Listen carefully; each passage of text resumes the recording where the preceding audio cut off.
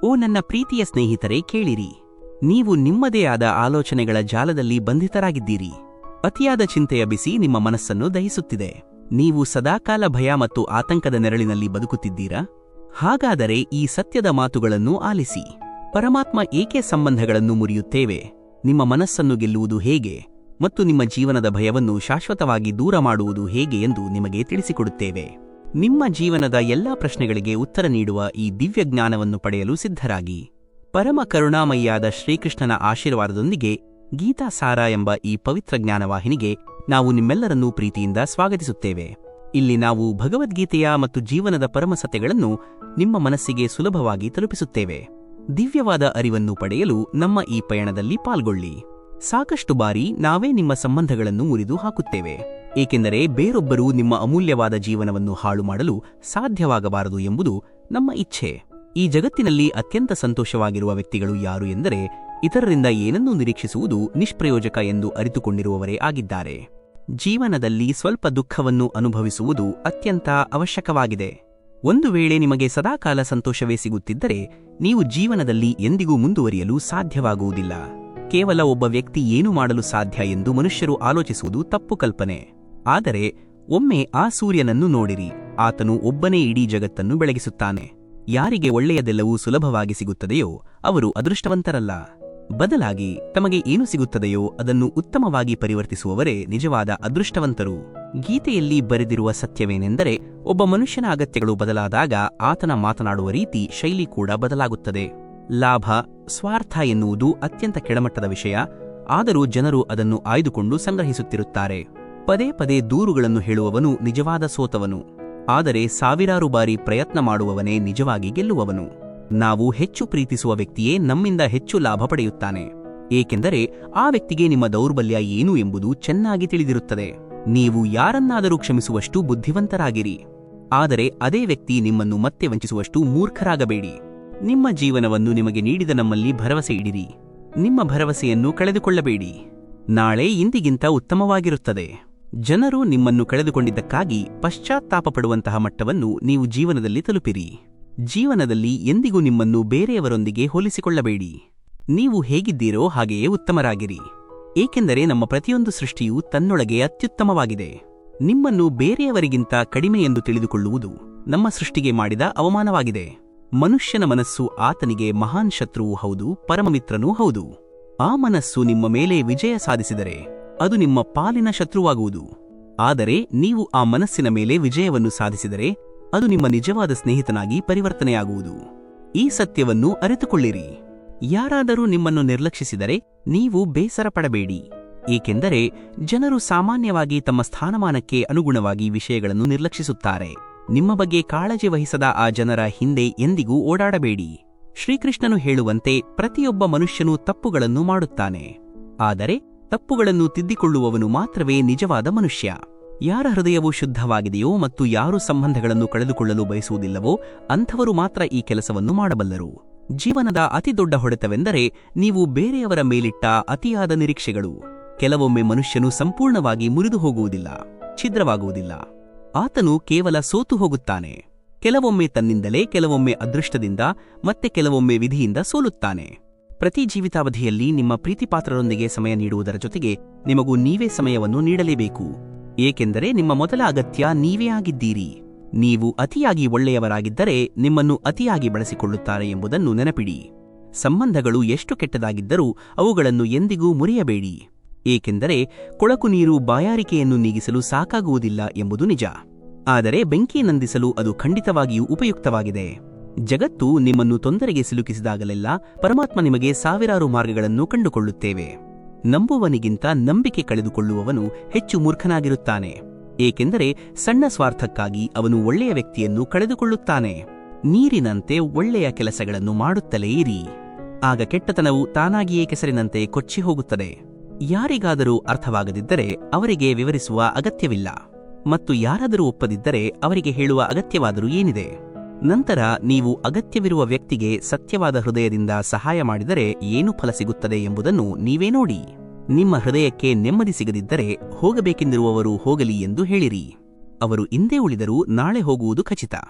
ಒಬ್ಬ ವ್ಯಕ್ತಿಯನ್ನು ಮತ್ತೊಬ್ಬರಿಂದ ದೂರ ಮಾಡುವ ಮೊದಲ ವಿಷಯ ನಾಲಿಗೆಯಾದರೆ ಎರಡನೆಯದು ಹಣ. ಕನಸು ಕಾಣಲು ಇಷ್ಟಪಡುವವರಿಗೆ ರಾತ್ರಿ ಕಡಿಮೆಯಾಗುತ್ತದೆ ಮತ್ತು ತಮ್ಮ ಕನಸುಗಳನ್ನು ನನಸಾಗಿಸಲು ಇಷ್ಟಪಡುವವರಿಗೆ ಹಗಲು ಕಡಿಮೆಯಾಗುತ್ತದೆ. ಯಾರದ್ದಾದರೂ ಅಭ್ಯಾಸವನ್ನು ನೋಡಬೇಕೆಂದರೆ ಅವರಿಗೆ ಗೌರವ ನೀಡಿರಿ ಮತ್ತು ಯಾರದ್ದಾದರೂ ಸ್ವಭಾವವನ್ನು ನೋಡಬೇಕೆಂದರೆ ಅವರಿಗೆ ಸ್ವಾತಂತ್ರ್ಯವನ್ನು ನೀಡಿರಿ. ಪ್ರತಿಯೊಬ್ಬ ವ್ಯಕ್ತಿಯಲ್ಲಿ ಖಂಡಿತವಾಗಿಯೂ ಕೆಲವು ಪ್ರತಿಭೆ ಇರುತ್ತದೆ, ಆದರೆ ಜನರು ಹೆಚ್ಚಾಗಿ ಇತರರಂತೆ ಆಗಲು ಪ್ರಯತ್ನಿಸಿ ಅದನ್ನು ನಾಶ ಮಾಡುತ್ತಾರೆ. ಜನರು ನಿಮ್ಮನ್ನು ಕರೆಯಲು ಸಾಧ್ಯವಾಗದಷ್ಟು ದುಬಾರಿಯಾಗಬೇಡಿ ಮತ್ತು ಜನರು ನಿಮ್ಮನ್ನು ಕುಣಿಸುವಷ್ಟು ಅಗ್ಗವಾಗಬೇಡಿ. ಮೌನವು ಎಂದಿಗೂ ಮಾತಿಲ್ಲದಿರುವುದಿಲ್ಲ. ಕೆಲವು ನೋವುಗಳು ನಿಮ್ಮ ಧ್ವನಿಯನ್ನೇ ಕಸಿದುಕೊಳ್ಳುತ್ತವೆ. ಇತ್ತೀಚಿನ ದಿನಗಳಲ್ಲಿ ಜನರು ನಿಮ್ಮ ಒಂದು ತಪ್ಪು ಹಿಂದೆ ಬಿದ್ದು ನಿಮ್ಮ ಎಲ್ಲಾ ಒಳ್ಳೆಯ ಕಾರ್ಯಗಳನ್ನು ಮರೆತುಬಿಡುತ್ತಾರೆ. ನೀವು ಜನರನ್ನು ಹೆಚ್ಚು ಅರ್ಥಮಾಡಿಕೊಂಡಷ್ಟು ನಿಮಗೆ ಒಂಟಿತನ ಹೆಚ್ಚು ಎನಿಸುತ್ತದೆ. ನಿಮ್ಮ ಜೀವನದುದ್ದಕ್ಕೂ ನಿಮ್ಮೊಂದಿಗೆ ಇರುತ್ತಾರೆ ಎಂದು ನೀವು ಭಾವಿಸಿದ ಆ ಸಂಬಂಧಗಳು ಕೂಡ ಕೊನೆಗೊಳ್ಳುತ್ತವೆ. ಶ್ರೀಕೃಷ್ಣನು ಹೇಳುವುದೇನೆಂದರೆ, ಅಹಂಕಾರವು ಯಾವುದಕ್ಕಾದರೂ ಅಂಟಿಕೊಂಡರೆ ಅದು ವಿನಾಶದ ನಂತರವೇ ಅಲ್ಲಿಂದ ಬಿಟ್ಟು ಹೋಗುತ್ತದೆ. ಪ್ರತಿಯೊಬ್ಬರೂ ತಮ್ಮ ಬಿಡುವಿನ ಸಮಯದಲ್ಲಿ ಮಾತನಾಡುತ್ತಾರೆ, ಆದರೆ ಯಾರಾದರೂ ನಿಮ್ಮೊಂದಿಗೆ ಮಾತನಾಡಲು ತಮ್ಮ ಇಡೀ ಸಮಯವನ್ನು ಮೀಸಲಿಟ್ಟರೆ ಅದು ಪ್ರೀತಿ. ಎಲ್ಲವೂ ಸರಿಹೋಗುವವರೆಗೆ ನೀವು ಕಾಯುತ್ತಿದ್ದರೆ ನೀವು ಅಲ್ಲೇ ಕುಳಿತಿರುತ್ತೀರಿ. ಆದರೆ ಧೈರ್ಯವನ್ನು ತೆಗೆದುಕೊಂಡು ನೀವೇ ಎದ್ದು ನಿಂತು ನಿಮ್ಮ ಜೀವನದಲ್ಲಿ ಎಲ್ಲವನ್ನೂ ಸರಿಪಡಿಸಿ. ಜನರು ನಿಮ್ಮನ್ನು ಗುರುತಿಸುವುದನ್ನು ಮರೆಯುವ ಮೊದಲು ನೀವು ನಿಮ್ಮದೇ ಆದ ಒಂದು ಗುರುತನ್ನು ಸೃಷ್ಟಿಸಿಕೊಳ್ಳಬೇಕು. ಜನರು ನಿಮ್ಮ ಬಗ್ಗೆ ಏನು ಯೋಚಿಸುತ್ತಾರೆ ಎಂಬುದು ಮುಖ್ಯವಲ್ಲ. ಮುಖ್ಯವಾದದ್ದು ಏನೆಂದರೆ ನೀವು ನಿಮ್ಮ ಬಗ್ಗೆ ಏನು ಯೋಚಿಸುತ್ತೀರಿ ಎಂಬುದು. ಸೋಲು ಎಂದರೆ ಒಂದು ಪಾಠ. ಅದು ಜೀವನದಲ್ಲಿ ನಿಮ್ಮನ್ನು ಸುಧಾರಿಸಿಕೊಳ್ಳಲು ಒಂದು ಅವಕಾಶವನ್ನು ನೀಡುತ್ತದೆ.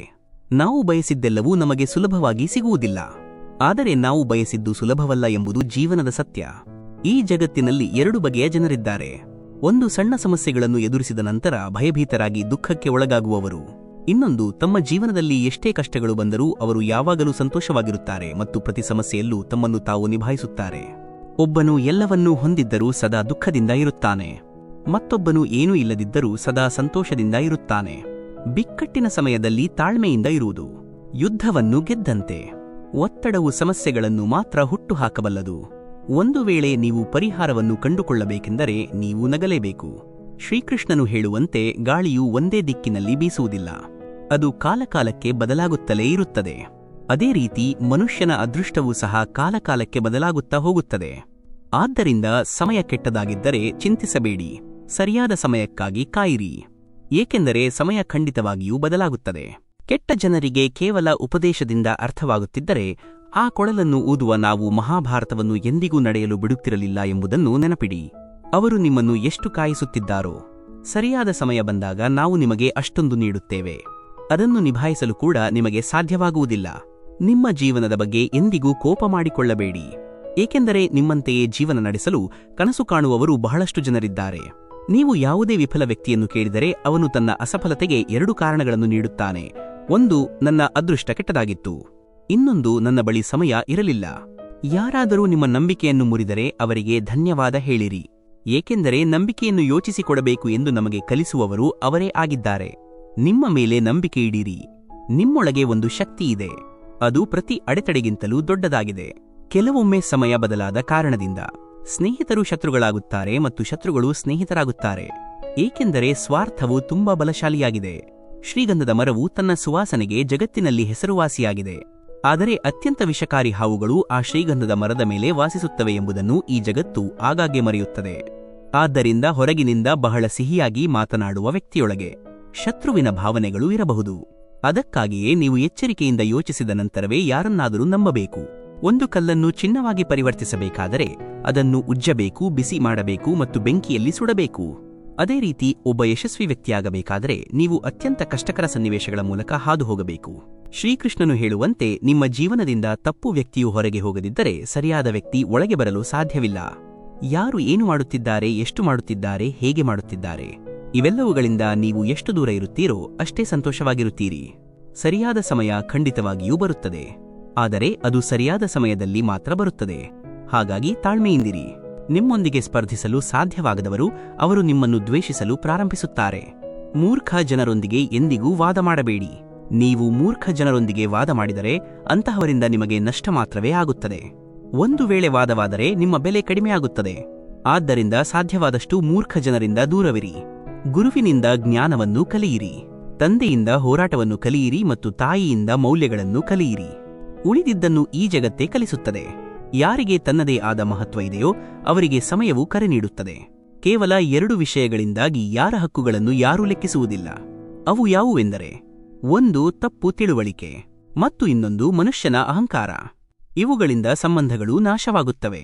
ಜನಸಮೂಹವು ಯಾವಾಗಲೂ ಸುಲಭವಾಗಿ ತೋರುವ ಹಾದಿಯನ್ನೇ ಅನುಸರಿಸುತ್ತದೆ. ಆದರೆ ಜನಸಮೂಹವು ಯಾವಾಗಲೂ ಸರಿಯಾದ ಹಾದಿಯನ್ನೇ ಅನುಸರಿಸುತ್ತದೆ ಎಂದರ್ಥವಲ್ಲ. ನಿಮ್ಮದೇ ಆದ ಹಾದಿಯನ್ನು ಆರಿಸಿಕೊಳ್ಳಿರಿ, ಏಕೆಂದರೆ ನಿಮ್ಮಷ್ಟಕ್ಕೆ ನೀವು ಉತ್ತಮರಾಗಿದ್ದೀರಿ ಎಂದು ತಿಳಿದುಕೊಳ್ಳಿರಿ. ಮನಸ್ಸಿಗಿಂತ ಹೆಚ್ಚು ಫಲವತ್ತಾದ ಸ್ಥಳ ಬೇರೆ ಇಲ್ಲ ಎಂದು ತಿಳಿಯಿರಿ, ಏಕೆಂದರೆ ಅಲ್ಲಿ ನೀವು ಯಾವುದನ್ನು ಬಿತ್ತುತ್ತೀರೋ ಅದು ಖಂಡಿತವಾಗಿಯೂ ಬೆಳೆಯುತ್ತದೆ. ಅದು ಆಲೋಚನೆಗಳಿರಲಿ, ದ್ವೇಷವಿರಲಿ ಅಥವಾ ಪ್ರೀತಿ ಇರಲಿ. ಇತಿಹಾಸವು ಯಾವುದಕ್ಕೆ ಜಗತ್ತು ಹೊಂದಾಣಿಕೆ ಮಾಡಲು ಸಾಧ್ಯವಿಲ್ಲವೋ ಅದನ್ನು ಜಗತ್ತು ಅಪಖ್ಯಾತಿಗೊಳಿಸಲು ಪ್ರಾರಂಭಿಸುತ್ತದೆ ಎಂಬುದಕ್ಕೆ ಸಾಕ್ಷಿಯಾಗಿದೆ. ಕೋಪದ ಸರಳ ಅರ್ಥವೇನೆಂದರೆ, ಬೇರೆಯವರ ತಪ್ಪಿಗೆ ನೀವೇ ನಿಮ್ಮನ್ನು ಶಿಕ್ಷಿಸಿಕೊಳ್ಳುವುದು. ನಿಮ್ಮ ಸ್ವಂತ ಜನರಿಂದ ನೀವು ಪದೇ ಪದೇ ಅವಮಾನಕ್ಕೊಳಗಾದರೆ ಅಲ್ಲಿಂದ ಹೊರಡುವುದು ಅತ್ಯುತ್ತಮ ಆಯ್ಕೆಯಾಗಿದೆ. ಮನುಷ್ಯನ ಜೀವನವು ಆತನ ಕಾರ್ಯಗಳನ್ನು ಮಾತ್ರ ಅವಲಂಬಿಸಿರುತ್ತದೆ. ಆತನ ಕಾರ್ಯಗಳು ಹೇಗಿರುತ್ತವೆಯೋ ಆತನ ಜೀವನವೂ ಹಾಗೆಯೇ ಇರುತ್ತದೆ. ಅವನು ಏನೇ ಮಾಡಿದ್ದರೂ ಅದು ಖಂಡಿತವಾಗಿಯೂ ಬೆಳಕಿಗೆ ಬರುತ್ತದೆ, ಏಕೆಂದರೆ ಕರ್ಮಗಳು ಯಾರನ್ನೂ ಬಿಡುವುದಿಲ್ಲ. ಜೀವನವು ತುಂಬಾ ಸುಂದರವಾಗಿದೆ. ಕೆಲವೊಮ್ಮೆ ನಗಿಸುತ್ತದೆ ಮತ್ತು ಕೆಲವೊಮ್ಮೆ ಅಳಿಸುತ್ತದೆ. ಆದರೆ ಜೀವನದ ಈ ಜನಸಂದಣಿಯಲ್ಲಿ ಯಾರು ಸಂತೋಷವಾಗಿರುತ್ತಾರೋ ಅವರ ಮುಂದೆ ಜೀವನವು ತಲೆಬಾಗುತ್ತದೆ. ಕಳೆದುಕೊಂಡ ನಂತರ ಪಡೆಯುವ ಮಜಾವೇ ಬೇರೆ, ಅಳುತ್ತಿರುವಾಗ ನಗುವ ಮಜಾವೇ ಬೇರೆ. ಸೋಲುವುದು ಜೀವನದ ಒಂದು ಭಾಗ, ಆದರೆ ಸೋತ ನಂತರ ಗೆಲ್ಲುವ ಮಜಾವೇ ಬೇರೆ. ಒಳ್ಳೆಯವರಾಗಲು ಯಾರನ್ನೂ ನಕಲು ಮಾಡಬೇಕಾಗಿಲ್ಲ. ಜನರು ನಿಮ್ಮನ್ನು ನಕಲು ಮಾಡುವಷ್ಟು ಉತ್ತಮರಾಗಿರಿ. ಜೀವನವು ಒಮ್ಮೆ ಮಾತ್ರ ಸಿಗುತ್ತದೆ, ಆದರೆ ಪ್ರತಿದಿನವೂ ಜೀವನವೇ ಆಗಿರುತ್ತದೆ. ಪ್ರತಿದಿನವೂ ನೀವು ನಿಮ್ಮ ನಗುವಿನ ಒಡೆಯರಾಗಲು ಅವಕಾಶವಿದೆ.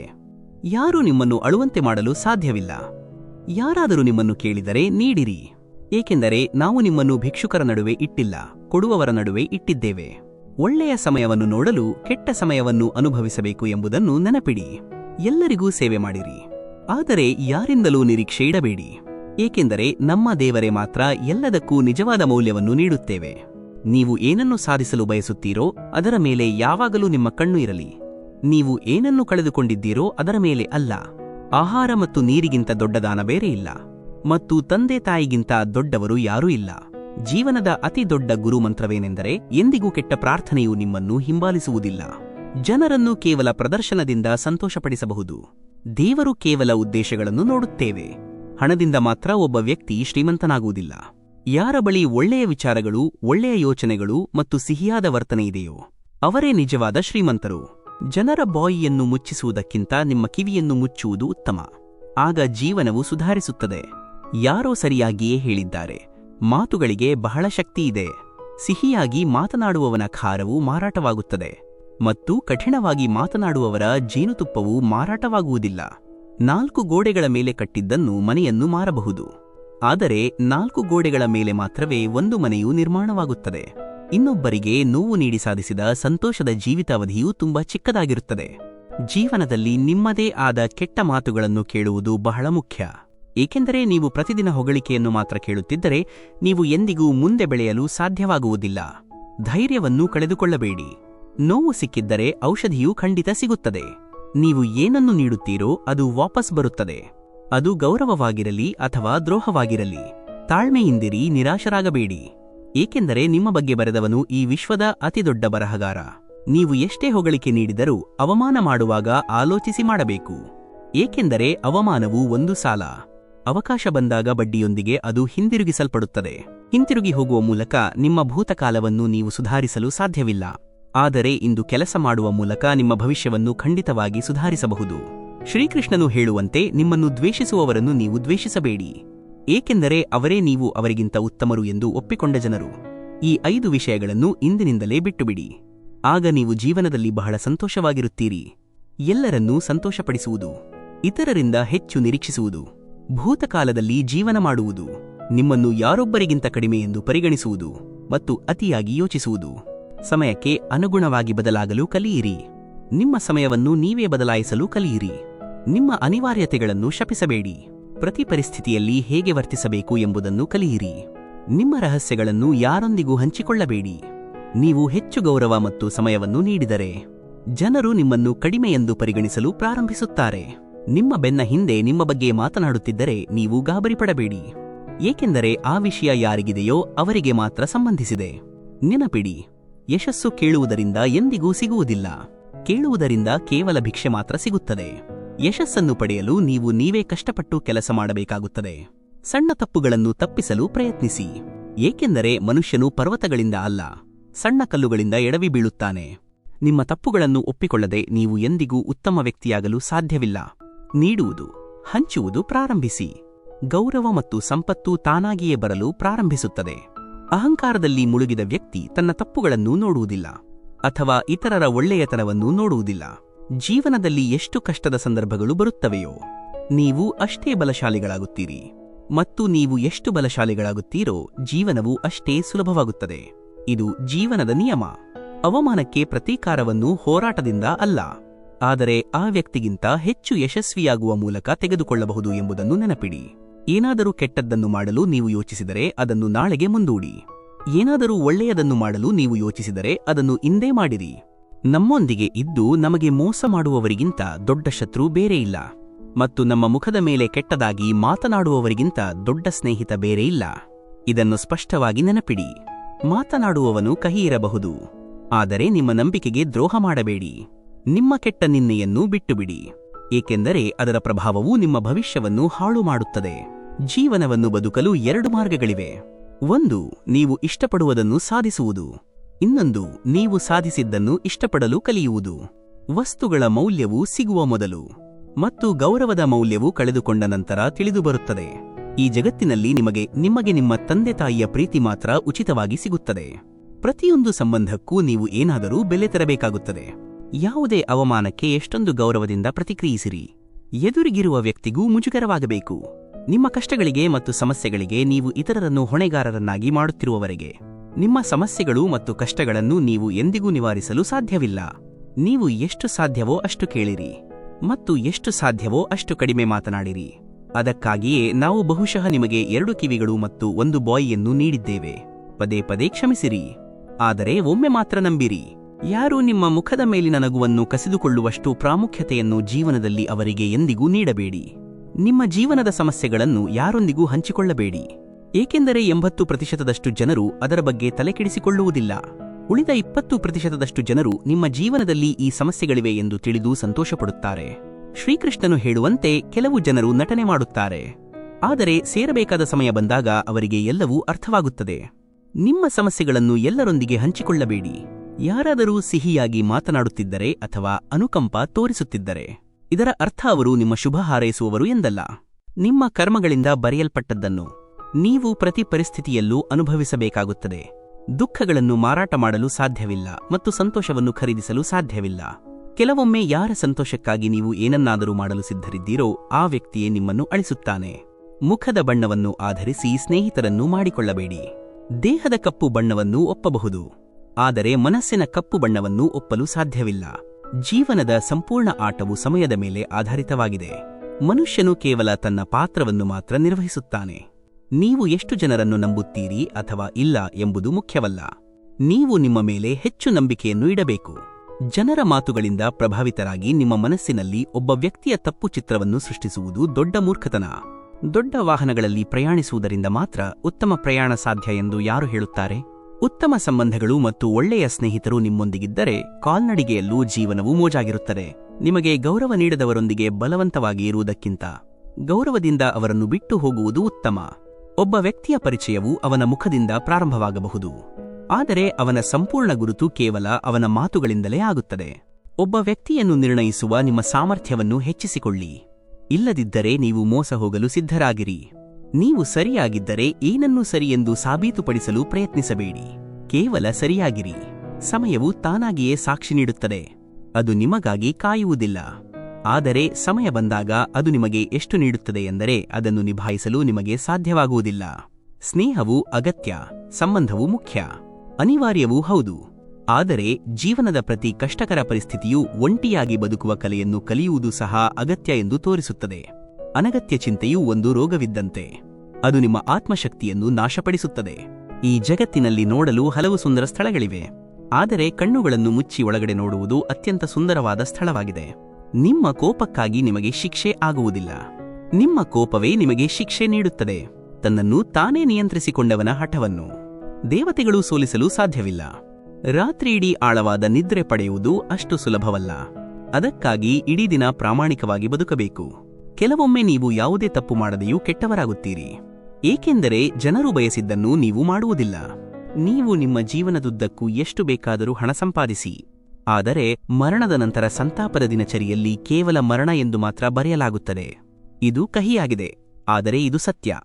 ಯಾರಾದರೂ ಒಂದು ತಪ್ಪು ಮಾಡಿದರೆ, ಅದರ ಕಾರಣದಿಂದ ನಿನ್ನೆ ದಿನ ವ್ಯರ್ಥವಾದರೆ ಅದನ್ನು ನೆನಪಿಸಿಕೊಳ್ಳುತ್ತಾ ಇಂದಿನ ದಿನವನ್ನು ಹಾಳು ಮಾಡಬೇಡಿ. ಪರಿಸ್ಥಿತಿಗಳು ಪ್ರತಿಕೂಲವಾದಾಗ ವ್ಯಕ್ತಿಯ ಪ್ರಭಾವ ಮತ್ತು ಹಣವಲ್ಲ, ಸ್ವಭಾವ ಮತ್ತು ಸಂಬಂಧಗಳು ಕೆಲಸ ಮಾಡುತ್ತವೆ. ನಿಮ್ಮನ್ನು ಜೀವನದಲ್ಲಿ ಯಾರೊಂದಿಗೂ ಹೋಲಿಸಿಕೊಳ್ಳಬೇಡಿ. ನೀವು ಅತ್ಯುತ್ತಮರು. ಮನುಷ್ಯನ ಜೀವನವು ನಮ್ಮ ಸೃಷ್ಟಿ ಮತ್ತು ತನ್ನಲ್ಲಿ ತಾನೇ ಅತ್ಯುತ್ತಮವಾಗಿದೆ. ಅವನು ತನ್ನ ಕರ್ಮಗಳ ಮೇಲೆ ಮಾತ್ರ ಕಾರ್ಯನಿರ್ವಹಿಸುತ್ತಾನೆ. ಅವನು ತನ್ನ ಕರ್ಮಗಳಿಗೆ ಅನುಗುಣವಾಗಿ ಫಲವನ್ನು ಗಳಿಸುತ್ತಾನೆ. ಒಬ್ಬ ಮನುಷ್ಯನು ಎಷ್ಟು ದೊಡ್ಡದಾಗಿ ಯೋಚಿಸಬಲ್ಲನೋ ಅಷ್ಟೇ ದೊಡ್ಡವನಾಗಲು ಸಾಧ್ಯ. ತಾಳ್ಮೆಯ ಶಕ್ತಿಯನ್ನು ಹೊಂದಿರುವ ಮನುಷ್ಯನ ಶಕ್ತಿಯೊಂದಿಗೆ ಯಾರೂ ಸ್ಪರ್ಧಿಸಲು ಸಾಧ್ಯವಿಲ್ಲ. ಕಷ್ಟದ ಸಮಯಗಳು ನಮಗೆ ಕನ್ನಡಿ ಇದ್ದಂತೆ. ಇದು ಒಂದು ಪಾಠವಿದ್ದಂತೆ. ಅದು ನಮ್ಮ ಸಾಮರ್ಥ್ಯಗಳ ಬಗ್ಗೆ ನಿಜವಾದ ಕಲ್ಪನೆಯನ್ನು ನೀಡುತ್ತದೆ. ನಮ್ಮ ತಪ್ಪುಗಳಿಗೆ ಶಿಕ್ಷೆ ತಕ್ಷಣವೇ ಸಿಗದೇ ಇರಬಹುದು, ಆದರೆ ಬೇಗ ಅಥವಾ ನಂತರ ಅದು ಖಂಡಿತವಾಗಿಯೂ ಸಿಗುತ್ತದೆ. ತಪ್ಪುಗಳನ್ನು ಮಾಡಿರಿ, ಅವು ಎಲ್ಲರಿಗೂ ಆಗುತ್ತವೆ. ಆದರೆ ಎಂದಿಗೂ ಯಾರಿಗೂ ತಪ್ಪು ಮಾಡಬೇಡಿ. ಇದು ಇಂದಿನ ಕಹಿ ಸತ್ಯ. ಎದುರಿಗಿರುವ ವ್ಯಕ್ತಿಯ ಚಾರಿತ್ರ್ಯ, ಉದ್ದೇಶ ಮತ್ತು ಅಭ್ಯಾಸಗಳು ಕೆಟ್ಟದಾಗಿದ್ದರೂ ಹಣವುಳ್ಳ ಜನರಿಗೆ ಪ್ರಾಮುಖ್ಯತೆಯನ್ನು ನೀಡುತ್ತಾರೆ. ಸುಳ್ಳು ಪ್ರಮಾಣ ಮಾಡಿದವನು ಸಾಯುತ್ತಾನೆಯೇ ಎಂದು ಕೇಳಲಾಗುತ್ತದೆ.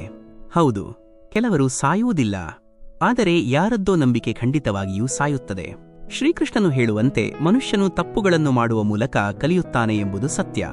ಆದರೆ ಇದರ ಅರ್ಥ ಅವನು ತನ್ನ ಇಡೀ ಜೀವನದುದ್ದಕ್ಕೂ ತಪ್ಪುಗಳನ್ನು ಮಾಡುತ್ತಲೇ ಇರಬೇಕು ಮತ್ತು ನಾನು ಕಲಿಯುತ್ತಿದ್ದೇನೆ ಎಂದು ಹೇಳಬೇಕು ಎಂದಲ್ಲ.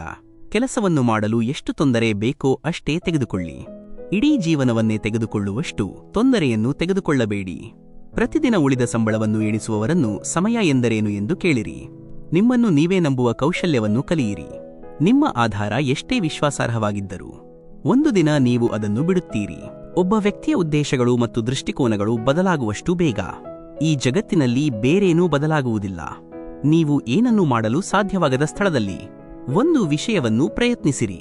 ದಾರಿ ಸರಿಯಾಗಿರಬೇಕು, ಏಕೆಂದರೆ ಕೆಲವೊಮ್ಮೆ ಗಮ್ಯಸ್ಥಾನವು ದಾರಿಯಲ್ಲೇ ಸಿಗುತ್ತದೆ. ಜೀವನದಲ್ಲಿ ಅಷ್ಟು ವೇಗವಾಗಿ ಮುನ್ನುಗ್ಗಿರಿ. ಜನರ ದುಷ್ಟತನದ ಎಳೆಗಳು ಕೂಡ ನಿಮ್ಮ ಪಾದಗಳ ಕೆಳಗೆ ಮುರಿದು ಹೋಗಬೇಕು. ಜಗತ್ತು ಹೆಚ್ಚಾಗಿ ಬದಲಾಯಿಸುತ್ತದೆ. ಜಗತ್ತು ಏನನ್ನು ಮಾಡಲು ಯೋಗ್ಯವೆಂದು ಪರಿಗಣಿಸದವರನ್ನು ಬದಲಾಯಿಸುತ್ತದೆ. ಅಹಂಕಾರವು ಮುರಿಯುವವರೆಗೂ ಯಾರಲ್ಲೂ ಯಾವುದೇ ಹೆಮ್ಮೆ ಇರುವುದಿಲ್ಲ. ಒಂದು ಪಿಗ್ಗಿ ಬ್ಯಾಂಕ್ ಸಹ ಎಲ್ಲಾ ಹಣ ತನ್ನದೇ ಎಂದು ಯೋಚಿಸುತ್ತದೆ. ಯಾರಾದರೂ ನಿಮಗೆ ಮೋಸ ಮಾಡಿದರೆ ಅವರಿಗೆ ಹೃದಯಪೂರ್ವಕವಾಗಿ ಧನ್ಯವಾದ ಹೇಳಿರಿ, ಏಕೆಂದರೆ ಆ ಜನರು ನಿಮಗೆ ವಿವೇಚನೆಯಿಂದ ಯೋಚಿಸಲು ಕಲಿಸುತ್ತಾರೆ. ಆದ್ದರಿಂದ ನಡೆಯಲು ಸಿದ್ಧರಾಗಿರಿ.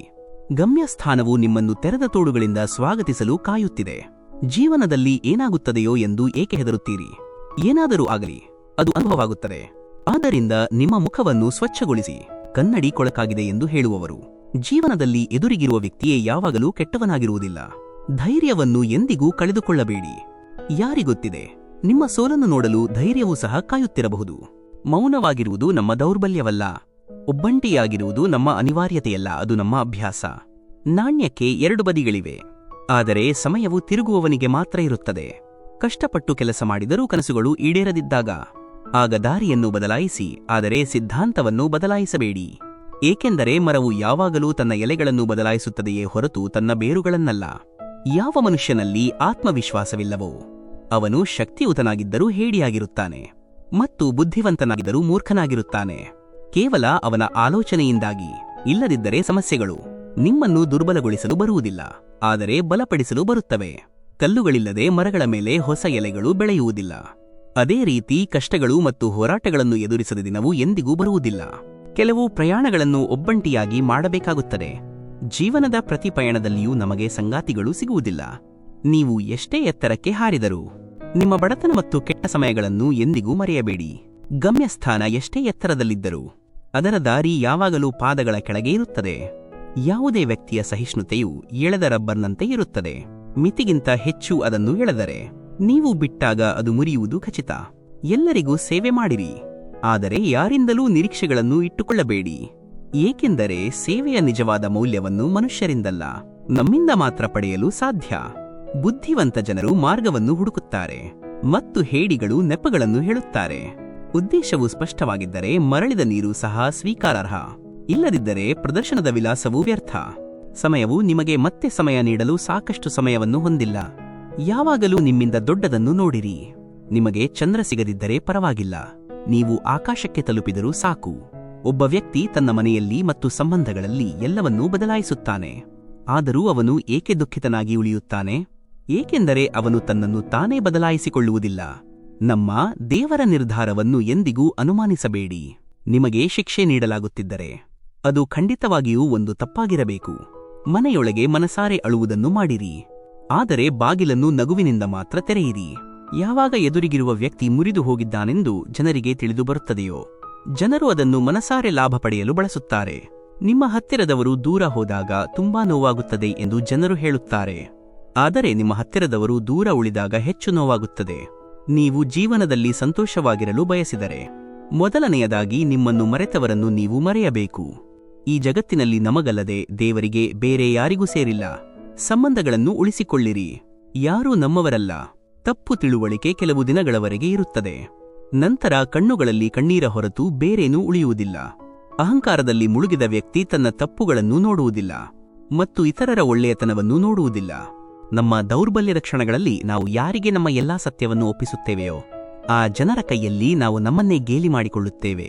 ಇಬ್ಬರು ಜನರ ನಡುವೆ ಎಂದಿಗೂ ಜಗಳವಾಗದಿದ್ದರೆ ಆ ಸಂಬಂಧವು ಹೃದಯದಿಂದಲ್ಲ, ಮನಸ್ಸಿನಿಂದ ನಿರ್ವಹಿಸಲ್ಪಡುತ್ತಿದೆ ಎಂದು ಅರ್ಥಮಾಡಿಕೊಳ್ಳಿರಿ. ಪ್ರತಿ ಬಾರಿ ಸ್ಪಷ್ಟೀಕರಣ ನೀಡಬೇಕಾದ ಸಂಬಂಧಗಳು ಆಳವಾಗುವುದಿಲ್ಲ. ಪ್ರಾಮುಖ್ಯತೆಯನ್ನು ತೋರಿಸುವ ಮೂಲಕ ಸಂಬಂಧವನ್ನು ಮುರಿಯುವುದಕ್ಕಿಂತ ಕ್ಷಮೆ ಕೇಳುವ ಮೂಲಕ ಆ ಸಂಬಂಧವನ್ನು ಉಳಿಸಿಕೊಳ್ಳುವುದು ಉತ್ತಮ. ಸಂಬಂಧಗಳು ಎಂದರೆ ಅವುಗಳಲ್ಲಿ ಮಾತುಗಳು ಕಡಿಮೆ, ಆದರೆ ತಿಳುವಳಿಕೆ ಹೆಚ್ಚು ಇರಬೇಕು. ಅವುಗಳಲ್ಲಿ ಸಂಘರ್ಷ ಕಡಿಮೆ, ಆದರೆ ಪ್ರೀತಿ ಹೆಚ್ಚು ಇರಬೇಕು. ಅವುಗಳಲ್ಲಿ ನಿರೀಕ್ಷೆ ಕಡಿಮೆ, ಆದರೆ ನಂಬಿಕೆ ಹೆಚ್ಚು ಇರಬೇಕು.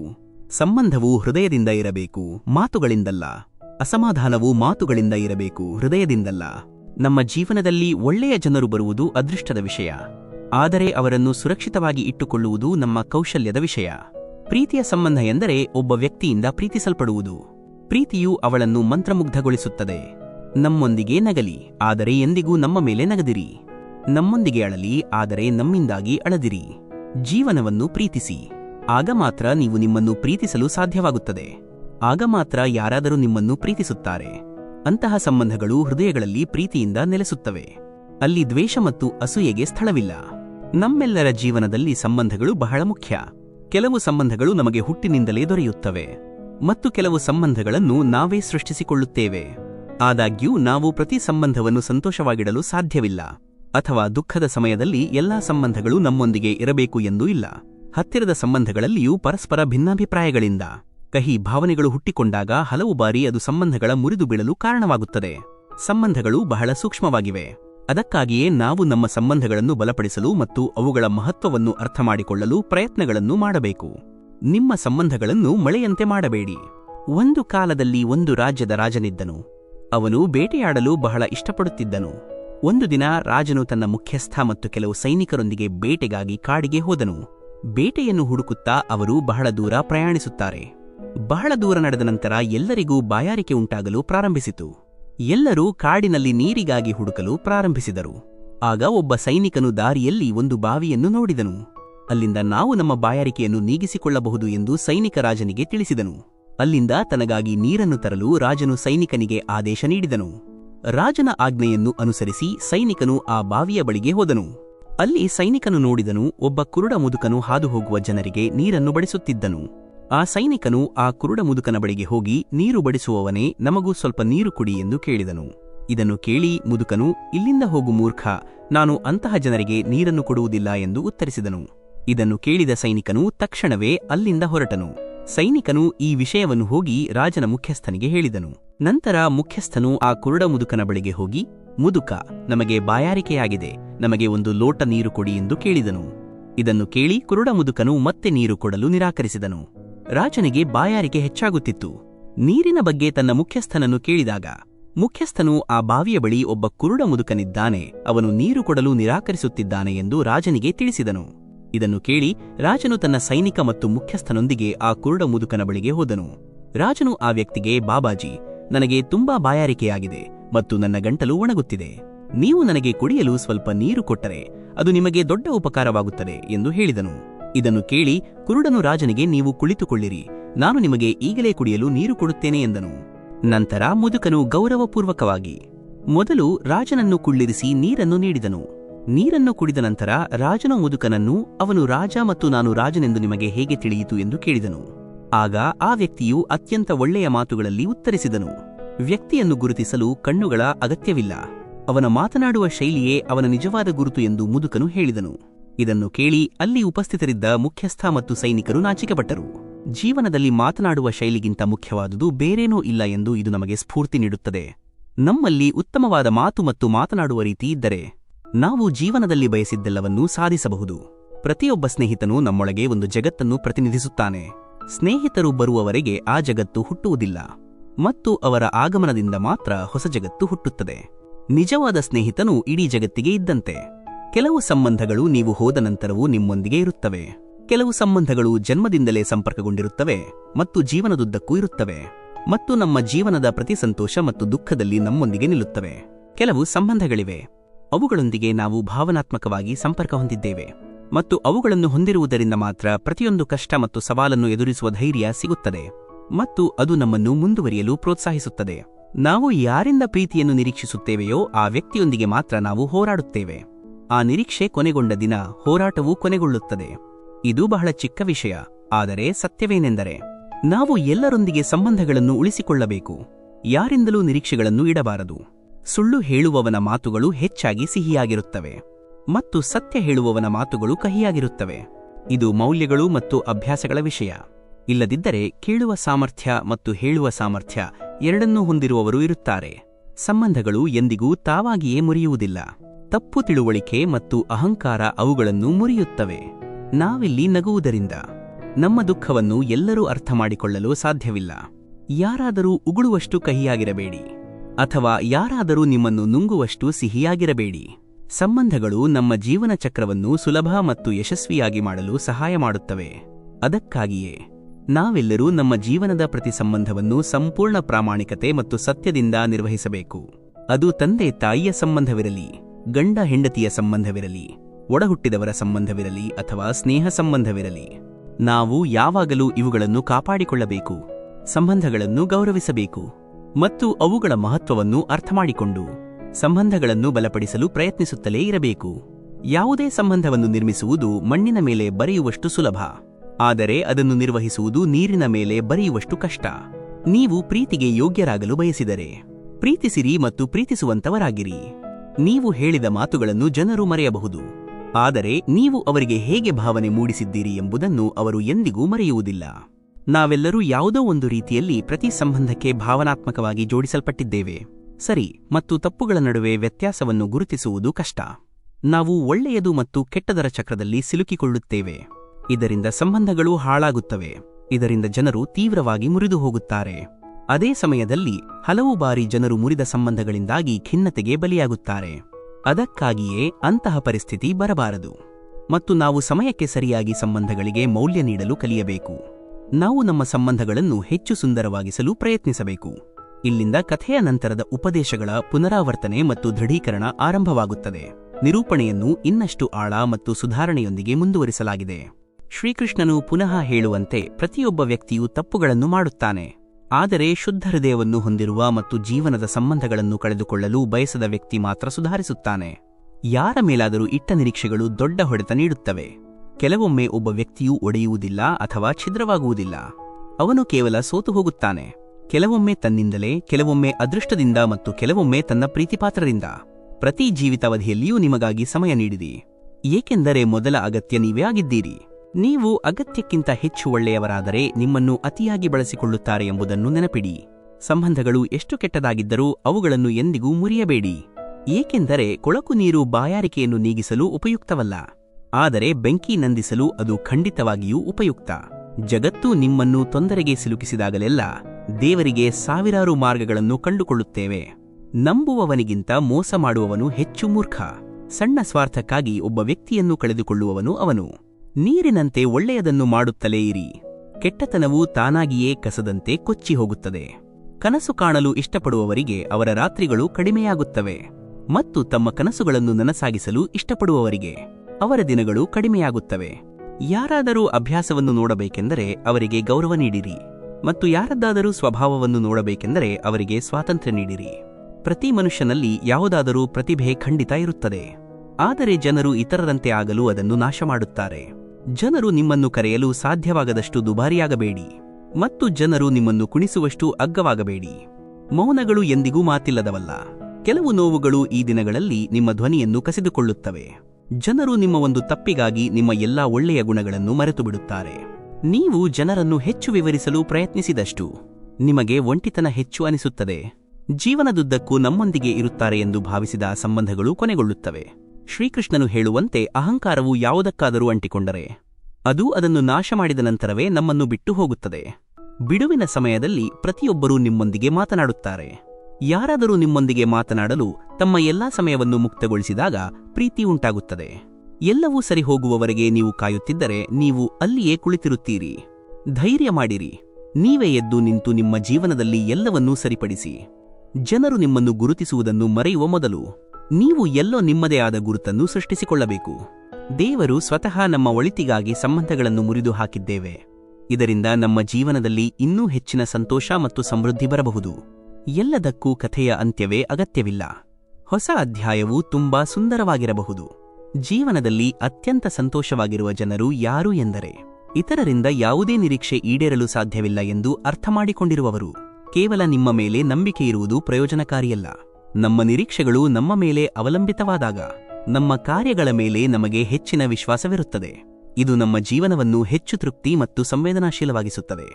ಜೀವನದಲ್ಲಿ ಸ್ವಲ್ಪ ದುಃಖ ಇರುವುದು ಬಹಳ ಅವಶ್ಯಕ, ಏಕೆಂದರೆ ಅದು ನಮ್ಮನ್ನು ಬಲಪಡಿಸುತ್ತದೆ ಮತ್ತು ನಮ್ಮ ಜೀವನದ ಬಗ್ಗೆ ನಮ್ಮ ತಿಳುವಳಿಕೆಯನ್ನು ವಿಸ್ತರಿಸುತ್ತದೆ. ಇದು ಕಷ್ಟಗಳಿಂದ ಕಲಿಯಲು ನಮಗೆ ಅವಕಾಶವನ್ನು ನೀಡುತ್ತದೆ. ಇದು ನಮ್ಮ ದೃಷ್ಟಿಕೋನವನ್ನು ಬದಲಾಯಿಸುತ್ತದೆ ಮತ್ತು ಹೋರಾಟ ಮತ್ತು ಸಂತೋಷದ ನಡುವೆ ಸಮತೋಲನವನ್ನು ಹೇಗೆ ನಿರ್ವಹಿಸಬೇಕೆಂದು ನಾವು ಕಲಿಯುತ್ತೇವೆ. ನಿಮಗೆ ಯಾವಾಗಲೂ ಸಂತೋಷವೇ ಸಿಗುತ್ತಿದ್ದರೆ ನೀವು ಜೀವನದಲ್ಲಿ ಎಂದಿಗೂ ಮುಂದುವರಿಯಲು ಸಾಧ್ಯವಾಗುವುದಿಲ್ಲ.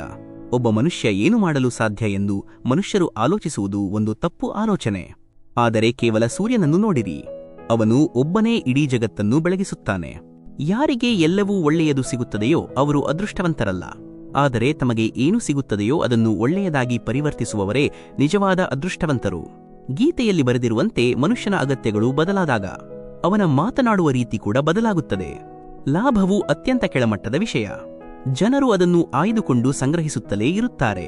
ಪದೇ ಪದೇ ದೂರು ಹೇಳುವವನು ಸೋತವನು, 1000 ಬಾರಿ ಪ್ರಯತ್ನ ಮಾಡುವವನು ವಿಜಯಶಾಲಿ. ನಾವು ಹೆಚ್ಚು ಪ್ರೀತಿಸುವ ವ್ಯಕ್ತಿಯೇ ನಮ್ಮಿಂದ ಹೆಚ್ಚು ಲಾಭ ಪಡೆಯುತ್ತಾನೆ, ಏಕೆಂದರೆ ಆ ವ್ಯಕ್ತಿಗೆ ನಮ್ಮ ದೌರ್ಬಲ್ಯಗಳು ಏನೆಂದು ತಿಳಿದಿರುತ್ತದೆ. ನೀವು ಯಾರನ್ನಾದರೂ ಕ್ಷಮಿಸುವಷ್ಟು ಬುದ್ಧಿವಂತರಾಗಿರಿ, ಆದರೆ ನಿಮ್ಮನ್ನು ಮತ್ತೆ ಮೋಸ ಮಾಡುವ ಯಾರನ್ನಾದರೂ ನಂಬುವಷ್ಟು ಮೂರ್ಖರಾಗಬೇಡಿ. ಭರವಸೆ ಕಳೆದುಕೊಳ್ಳಬೇಡಿ. ನಾಳೆ ಇಂದಿಗಿಂತ ಉತ್ತಮವಾಗಿರುತ್ತದೆ. ಜನರು ನಿಮ್ಮನ್ನು ಕಳೆದುಕೊಂಡಿದ್ದಕ್ಕಾಗಿ ಪಶ್ಚಾತ್ತಾಪ ಪಡುವಂತಹ ಮಟ್ಟವನ್ನು ಜೀವನದಲ್ಲಿ ತಲುಪಿರಿ. ಜೀವನದಲ್ಲಿ ಯಾರೊಂದಿಗೂ ನಿಮ್ಮನ್ನು ಹೋಲಿಸಿಕೊಳ್ಳಬೇಡಿ. ನೀವು ಹೇಗಿದ್ದೀರೋ ಹಾಗೆಯೇ ಉತ್ತಮರಾಗಿರಿ, ಏಕೆಂದರೆ ನಮ್ಮ ಪ್ರತಿಯೊಂದು ಸೃಷ್ಟಿಯೂ ಅತ್ಯುತ್ತಮವಾಗಿದೆ. ನಿಮ್ಮನ್ನು ಯಾರೊಬ್ಬರಿಗಿಂತ ಕಡಿಮೆ ಎಂದು ಪರಿಗಣಿಸುವುದು ನಮ್ಮ ಸೃಷ್ಟಿಗೆ ಮಾಡಿದ ಅವಮಾನ. ಮನುಷ್ಯನ ಮನಸ್ಸು ಅವನಿಗೆ ದೊಡ್ಡ ಶತ್ರು ಮತ್ತು ದೊಡ್ಡ ಸ್ನೇಹಿತ. ಮನಸ್ಸು ನಿಮ್ಮ ಮೇಲೆ ಗೆದ್ದರೆ ಅದು ನಿಮ್ಮ ಶತ್ರುವಾಗುತ್ತದೆ ಮತ್ತು ನೀವು ಮನಸ್ಸಿನಿಂದ ಗೆದ್ದರೆ ಅದು ನಿಮ್ಮ ನಿಜವಾದ ಸ್ನೇಹಿತನಾಗುತ್ತದೆ. ಯಾರಾದರೂ ನಿಮ್ಮನ್ನು ನಿರ್ಲಕ್ಷಿಸಿದರೆ ಬೇಸರ ಪಡಬೇಡಿ, ಏಕೆಂದರೆ ಜನರು ಹೆಚ್ಚಾಗಿ ತಮ್ಮ ಸ್ಥಾನಮಾನಕ್ಕೆ ಅನುಗುಣವಾಗಿ ವಿಷಯಗಳನ್ನು ನಿರ್ಲಕ್ಷಿಸುತ್ತಾರೆ. ನಿಮ್ಮ ಬಗ್ಗೆ ಕಾಳಜಿ ವಹಿಸದ ಆ ಜನರ ಹಿಂದೆ ಎಂದಿಗೂ ಓಡಾಡಬೇಡಿ. ಕೃಷ್ಣನ ಮತ್ತು ಅರ್ಚಕನ ಕಥೆ, story of Krishna and the priest. ಒಮ್ಮೆ ಒಬ್ಬ ರಾಜನು ಶ್ರೀಕೃಷ್ಣನ ದೇವಾಲಯವನ್ನು ನಿರ್ಮಿಸಿ ವಿಗ್ರಹಕ್ಕೆ ಪೂಜೆ ಮಾಡಲು ಒಬ್ಬ ಪಂಡಿತರನ್ನು ನೇಮಿಸಿದನು.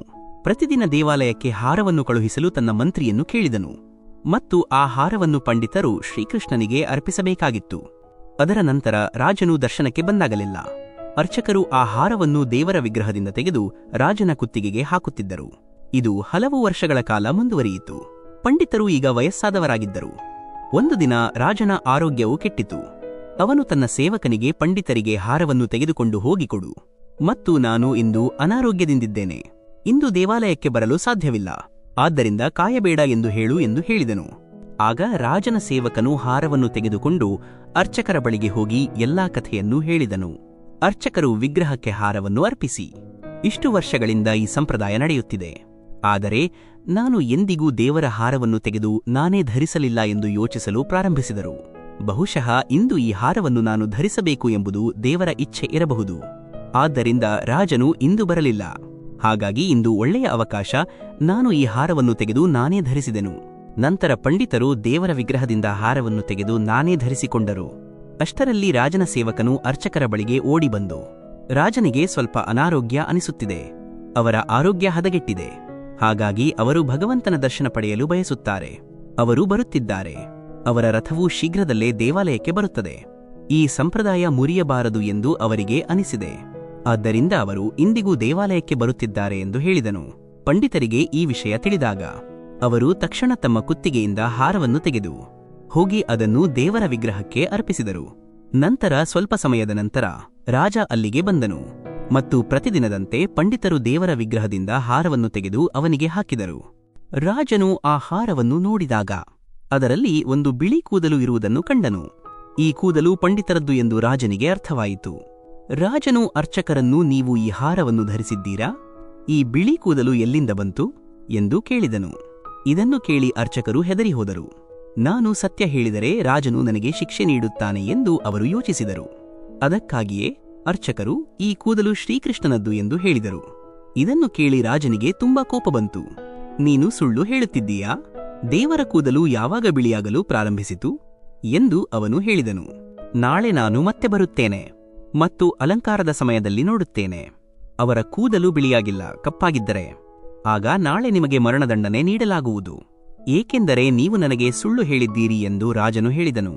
ಇದನ್ನು ಹೇಳಿ ರಾಜನು ಅಲ್ಲಿಂದ ಹೊರಟನು. ಅರ್ಚಕರು ದೇವರ ಪಾದಗಳಿಗೆ ಬಿದ್ದು ಅಳಲು ಪ್ರಾರಂಭಿಸಿದರು. ಭಗವಂತ, ನನ್ನನ್ನು ಕ್ಷಮಿಸಿ, ದಯವಿಟ್ಟು ನಾನು ತುಂಬಾ ಲೋಭಿಯಾಗಿದ್ದೆ. ನಾನು ಈ ಹಾರವನ್ನು ಧರಿಸಬೇಕು ಎಂದು ನನಗೆ ಅನಿಸಿತ್ತು. ನನ್ನನ್ನು ಕಾಪಾಡಿ, ಇಲ್ಲದಿದ್ದರೆ ನಾಳೆ ರಾಜನು ನನ್ನನ್ನು ಕೊಲ್ಲುತ್ತಾನೆ. ಹೀಗೆ ಪಂಡಿತರು ರಾತ್ರಿಯಿಡೀ ದೇವರ ಪಾದಗಳಿಗೆ ಬಿದ್ದು ಭಗವಂತ ನನ್ನನ್ನು ಕಾಪಾಡು ಎಂದು ವಿನಂತಿಸಿ ಅಳುತ್ತಿದ್ದರು. ಮರುದಿನ ಬೆಳಿಗ್ಗೆ ರಾಜನು ದೇವಾಲಯವನ್ನು ತಲುಪಿದನು. ರಾಜನು ಭಗವಂತನ ವಿಗ್ರಹದಿಂದ ಕಿರೀಟವನ್ನು ತೆಗೆದು ಅವನ ಕೂದಲನ್ನು ನೋಡಿದನು. ರಾಜನು ಆಶ್ಚರ್ಯಚಕಿತನಾದನು, ಏಕೆಂದರೆ ಭಗವಂತನ ವಿಗ್ರಹದ ಮೇಲೆ ಬಿಳಿ ಕೂದಲು ಇತ್ತು. ಪಂಡಿತರು ಮರಣದಂಡನೆಯಿಂದ ತಪ್ಪಿಸಿಕೊಳ್ಳಲು ದೇವರ ಕೂದಲನ್ನು ಬಿಳಿಯಾಗಿಸಿದ್ದಾರೆ ಎಂದು ರಾಜನು ಭಾವಿಸಿದನು. ಈ ಕೂದಲು ನಿಜವೇ ಅಥವಾ ನಕಲಿಯೇ ಎಂದು ಪರಿಶೀಲಿಸಲು ರಾಜನು ಕೆಲವು ಕೂದಲನ್ನು ಕಿತ್ತಾಗ ವಿಗ್ರಹದಿಂದ ರಕ್ತದ ಧಾರೆಯು ಹರಿಯಲು ಪ್ರಾರಂಭಿಸಿತು. ರಾಜನು ದೇವರ ಪಾದಗಳಿಗೆ ಬಿದ್ದು ಕ್ಷಮೆ ಕೇಳಲು ಪ್ರಾರಂಭಿಸಿದನು ಮತ್ತು ಅಳುತ್ತಾ, ನನ್ನನ್ನು ಕ್ಷಮಿಸು ಎಂದು ಹೇಳಿದನು. ಆಗ ವಿಗ್ರಹದಿಂದ ಒಂದು ಧ್ವನಿ ಬಂತು, ರಾಜ, ನೀನು ಕೇವಲ ನನ್ನನ್ನು ಒಂದು ವಿಗ್ರಹವನ್ನಾಗಿ ಮಾಡಿದೆ. ನಾನು ಅದನ್ನು ಒಪ್ಪುತ್ತೇನೆ. ಅದಕ್ಕಾಗಿಯೇ ನಾನು ನಿನಗೆ ಕೇವಲ ಒಂದು ವಿಗ್ರಹ. ಆದರೆ ಈ ಅರ್ಚಕರು ನನ್ನಲ್ಲಿ ದೇವರನ್ನು ವೈಯಕ್ತಿಕವಾಗಿ ನೋಡಿದರು. ಆದ್ದರಿಂದ ನನ್ನ ಭಕ್ತನನ್ನು ರಕ್ಷಿಸಲು ನಾನು ನನ್ನ ಕೂದಲನ್ನು ಬಿಳಿಯಾಗಿಸಬೇಕಾಯಿತು ಮತ್ತು ರಕ್ತದ ಧಾರೆಯನ್ನು ಹರಿಸಬೇಕಾಯಿತು. ಇದರಿಂದ ನೀನು ಎಲ್ಲಿ ಭಾವನೆ ಇದೆಯೋ ಅಲ್ಲಿ ನಾನಿದ್ದೇನೆ ಎಂದು ಅರ್ಥ ಮಾಡಿಕೊಳ್ಳುತ್ತೀಯಾ? ನೀವು ನಿಜವಾಗಿಯೂ ದೇವರನ್ನು ನೆನಪಿಸಿಕೊಂಡು ಅವರನ್ನು ನೋಡಲು ಬಯಸಿದರೆ ನಿಮ್ಮೊಳಗೆ ಕೇವಲ ಭಾವನೆ ಇರಬೇಕು. ಈ ಸಣ್ಣ ಕಥೆಯು ನಮಗೆ ಕಲಿಸುವುದೇನೆಂದರೆ, ದೇವರ ಆಶೀರ್ವಾದವಿಲ್ಲದೆ ಏನೂ ಸಾಧ್ಯವಿಲ್ಲ. ನೀವು ನಿಜವಾದ ಹೃದಯದಿಂದ ಭಗವಂತನನ್ನು ಕರೆದರೆ ಖಂಡಿತವಾಗಿಯೂ ನಿಮ್ಮ ಸಹಾಯಕ್ಕೆ ಬರದೇ ಇರಲು ಸಾಧ್ಯವಿಲ್ಲ. ನಮ್ಮ ಪ್ರೀತಿಯ ಸ್ನೇಹಿತರೆ, ಈ ದಿವ್ಯ ಉಪದೇಶದ ಮೂಲಕ ನಿಮ್ಮ ಜೀವನದಲ್ಲಿ ಶಾಶ್ವತವಾದ ಸತ್ಯಗಳು ಮತ್ತು ನೆಮ್ಮದಿ ಮೂಡಿದೆ ಎಂದು ಭಾವಿಸುತ್ತೇವೆ. ನಿಮ್ಮ ಚಿಂತೆಗಳು ಕರಗಿ ನಿಮ್ಮ ಮನಸ್ಸಿನಲ್ಲಿ ಪ್ರಕಾಶಮಾನವಾದ ಜ್ಞಾನದ ಬೆಳಕು ಹರಡಲಿ ಎಂದು ಹಾರೈಸುತ್ತೇವೆ. ಒಂದು ವೇಳೆ ನಿಮಗೆ ನಮ್ಮ ಈ ವಿಡಿಯೋ ಉಪಯುಕ್ತವಾಗಿದ್ದರೆ ಮತ್ತು ಜೀವನವನ್ನು ಬದಲಾಯಿಸುವಂತಹದ್ದಾಗಿದೆ ಎಂದು ಅನಿಸಿದರೆ ದಯವಿಟ್ಟು ನಮ್ಮ ಈ ವಿಡಿಯೋವನ್ನು ಇಷ್ಟಪಡಿರಿ. ಇಂತಹ ಮತ್ತಷ್ಟು ದೈವಿಕ ಮತ್ತು ಜೀವನವನ್ನು ಬದಲಾಯಿಸುವ ವಿಡಿಯೋಗಳಿಗಾಗಿ ನಮ್ಮ ಚಾನೆಲ್ ಗೀತಾಸಾರಕ್ಕೆ ಚಂದಾದಾರರಾಗಿ. ಮುಂದಿನ ದಿವ್ಯ ವಿಡಿಯೋದಲ್ಲಿ ನಾವು ನಿಮ್ಮನ್ನು ಭೇಟಿಯಾಗುತ್ತೇವೆ. ಅಲ್ಲಿಯವರೆಗೆ ನೀವೆಲ್ಲರೂ ನಿಮ್ಮನ್ನು ಚೆನ್ನಾಗಿ ನೋಡಿಕೊಳ್ಳಿ ಮತ್ತು ಸದಾ ಸಂತೋಷದಿಂದ ಇರಿ. ಧನ್ಯವಾದಗಳು. ಜೈ ಶ್ರೀಕೃಷ್ಣ.